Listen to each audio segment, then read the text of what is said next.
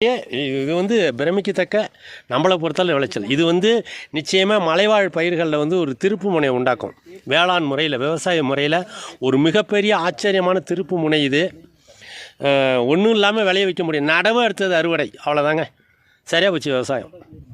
அதில் மிக உயர்ந்த விளைச்சல், மிக உயர்ந்த விளைச்சல் பாருங்கள், அருமையான விளைச்சல். எல்லாம் காயும்போது நிச்சயமாக ஒரு ஒரு 20 கிராம் கூட இருக்கலாம். 20 கிராம் இருக்கிறதுக்கு வாய்ப்பு இருக்குது. சரி, அது சரியாக இன்னும் தெரியல. இடம் வச்சு பார்த்தாலும் தெரியும். நம்ம ஏற்கனவே எல்லாத்துலேயும் செஞ்சுருக்குறோம். கருணை, சேனை, மஞ்சள், மாம்பழம், வாழைப்பழம், சரியா, எல்லாத்துலேயுமே எடுத்துருக்குறோம். அரிசியிலேருந்து எல்லா தானியங்களையும் கொண்டு வந்திருக்கிறோம். அடுத்தது மலைவாழ் பயிர்கள் வருதுங்க. இதில் எந்த விதமான இதுவும் இல்லை, சேதம் இல்லை. திருப்பி இந்த முக்கியமாக நான் சொல்ல வர்றது என்னென்னா, இந்த கிழங்கை எடுத்துகிட்டு, பூண்டை எடுத்துக்கிட்டு தோண்டி எடுத்துகிட்டு அது அப்படியே இருக்கும். திருப்பி பூண்டை வச்சுட்டு மூடிடுவாங்க. அவ்வளோதான். மறுபடியும் உழவு ஓட்டுறதில்ல, கொத்துறதில்ல, எதுவுமே இல்லை. இது இன்னொரு முக்கியமான